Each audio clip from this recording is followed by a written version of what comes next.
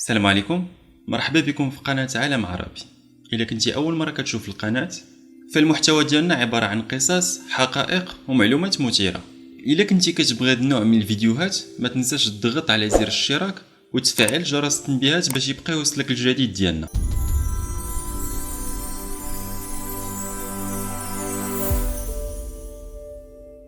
السفر عبر الزمن. كاملين شفنا أفلام السفر عبر الزمن، أي أنك تسافر للمستقبل أو ترجع للماضي. شي حاجة زوينة بصراحة، ولكن واش بصح الإنسان يقدر يسافر عبر الزمن؟ علميا السفر عبر الزمن ممكن. العالم أينشتاين هو أول من اكتشف الارتباط ما بين السرعة أو الحركة مع الزمن. كيفاش هادشي؟ حسب النظرية ديال النسبية تدارت واحد التجربة. هاد التجربة عبارة عن واحد الساعة اللي هي دقيقة بزاف، تقدر تحسب أقل من كسر 1/1,000,000 من الثانية. داروا هاد الساعة في واحد الصاروخ اللي مشى بسرعة 1000 كيلومتر في الساعة، وتبين لنا أن الساعة تأخرت بالكمية اللي حدد لنا أينشتاين في المعادلة ديالو. ما فهمتيش؟ واخا. عندنا جوج إخوان اللي هما توأم، عندهم 15 سنة. واحد فيهم غادي يمشي لرحلة فضائية والثاني غادي يبقى في الأرض. شنو غادي يطرا؟ اللي مشى لرحلة فضائية غادي تباطأ الزمن ديالو وغادي يكبر بواحد البطء معين، اما اللي بقى في الارض فهو غادي يكبر بواحد المعدل طبيعي بحال اي انسان. وتخيلوا معايا داك الاخ اللي مشى للفضاء بقى لسنوات في الفضاء، وداك الاخ الثاني اللي بقى في الارض مع مرور الوقت ولات عنده 80 سنه. الاخ الثاني غادي يرجع من الفضاء، يقدر يرجع عنده 25 سنه. اخوان، واحد عنده 80 سنه واحد عنده 25 سنه، بسبب السفر عبر الزمن. كاينين بزاف ديال القصص والتجارب ديال السفر عبر الزمن. غنشارك معكم في هذا الفيديو واحد التجربه البطل ديالها هو سيرجي. يوم 23 ابريل سنه 2006. في هذا التاريخ سيرجي كيلقى راسو في احد الشوارع في اوكرانيا وما عارف والو على هذاك الشارع وما فاهم والو كيفاش حتى وصل لهذاك الشارع. فداك الوقت سيرجي في العشرينيات من العمر ديالو، كان هز مع كاميرا قديمه بزاف. سيرجي كيبان ليه الشارع في شكل والناس اللي كيتجولوا في الشارع حتى هما في شكل واللباس ديالهم في شكل، ولكن في الحقيقه هو اللي اللباس ديالو في شكل. بدا كيسول الناس على واحد الشارع حتى واحد ما عرفو، بقى كيسول وكيسول وكيسول وهو متاكد ان هذاك الشارع كاين. تدخلوا الشرطه على اساس سائح كيقلب على شي عنوان معين، قال لهم على اسم الشارع. بطبيعه الحال الشرطه حتى هما ما عرفوش هذا الشارع هذا، طلبوا منه الهويه ديالو. الشرطه كتفاجئ بالهويه ديالو كترجع للاتحاد السوفيتي اللي في الاصل ما بقاش في سنه 2006. وتفاجئوا اكثر ان صاحب الهويه اللي هو قدامهم تاريخ الازدياد ديالو كيرجع ل 1932.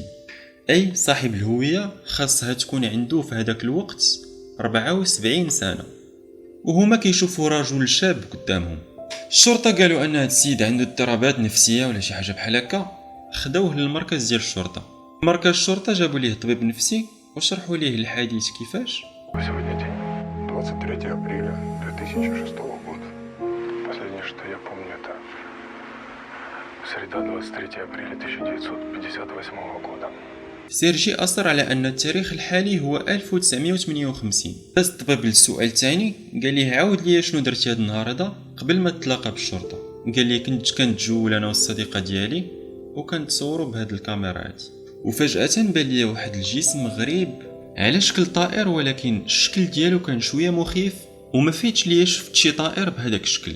حاولت انني نصورو وملي صورته لقيت راسي في مكان غريب. الطبيب طلب منه انه يشوف الكاميرا، بالفعل شافها وتبين على ان الكاميرا قديمه بزاف. خداو الكاميرا لاحد محلات التصوير باش يقدروا انهم يخرجوا الصور اللي كاينين في الكاميرا. العامل اللي في التصوير تفاجأ ان الكاميرا الطراز ديالها قديم ولكن الشكل ديالها مازال جديد، والشريط اللي كاين في الكاميرا حتى هو الطراز ديالو قديم بزاف لدرجه انه ما بقاش كيتصنع هذا النوع ديال الاشرطه، وبصعوبه كبيره قدروا انهم يخرجوا الصور اللي كاينين في الشريط. وبالفعل لقاو الصور ديال نفس المدينه كيرجعوا للخمسينيات، والملابس اللي لابس سيرجي قدامهم هما نفس الملابس اللي كاينين في الصور بنفس الشكل وبنفس العمر. الشرطه ما لقاو حتى شي تفسير لهذه الحادثه من غير انهم خداو سيرجي للمستشفى الامراض العقليه. والتقرير ديالو مكتوب فيه انه تعرض لصدمه نفسيه متعلقه باحد التواريخ، وهاد الصدمه اثرت عليه وسطاتو. ومن بعد مده في المستشفى، والمعروف ان مستشفى الامراض العقليه كيتوفر على حراسه مشدده، تفاجئوا ان سيرجي ما بقاش بان ليه الاثار ديالو. وملي رجعوا لكاميرات المراقبه اتضح انه اخر مره بان هي ملي دخل الغرفه اللي هو فيها، وما كاين حتى شي مخرج اخر ديال هذيك الغرفه من غير الباب ديالها، واللي كان الباب ديالها واضح في الكاميرات المراقبه. ومن بعد عاود تحل الموضوع ديال سيرجي باش يعرفوا اللغز ديال هذا الحادث. من بعد بحث كبير قدرت الشرطه انها توصل للصديقه ديال سيرجي اللي كانت معاه في الصور. كانت مازال حيه ولكن كبيره في العمر. بداو الحوار معاها، والوقت اللي جبدوا السميه ديال سيرجي بدات كتبكي، وقالت انها بالفعل كان عندها صديق بهذا الاسم ولكن في الشباب ديالها. وقالت اخر مره شفتو كنا كناخذوا صور تذكاريه، وفجاه فقدت الوعي، وملي فقت ما لقيتش سيرجي. سولت عليه العائله ديالو وحتى هما ما كانت عندهم حتى شي فكره. مشينا لقسم الشرطه وبلغنا على الاختفاء ديالو، ومن هذاك الوقت ما لقينا عليه حتى شي خبر. وسولوها واش عندها شي صور تذكاريه ديال سيرجي، وبالفعل كانوا عندها صور. وملي شافوا الصور اكتشفوا ان الشخص اللي كاين في الصور هو نفس الشخص اللي كان عندهم في قسم الشرطه. قلبوا الشرطه في سجلات المفقودين ديال 1958، وبالفعل لقاو سيرجي من الناس المفقودين سنه 1958.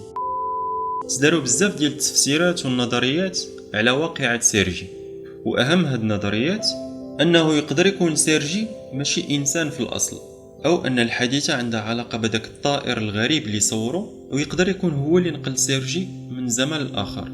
تساؤلات بزاف على هاد الحادثه. شنو هو التفسير ديالكم على هاد الحادث؟ خليو الاراء ديالكم في التعاليق. وصلنا للنهايه ديال الفيديو، وما نساوش نشكروا الناس اللي دعمونا في الفيديوهات اللي قبل. نتلاقاو في الفيديو الجاي.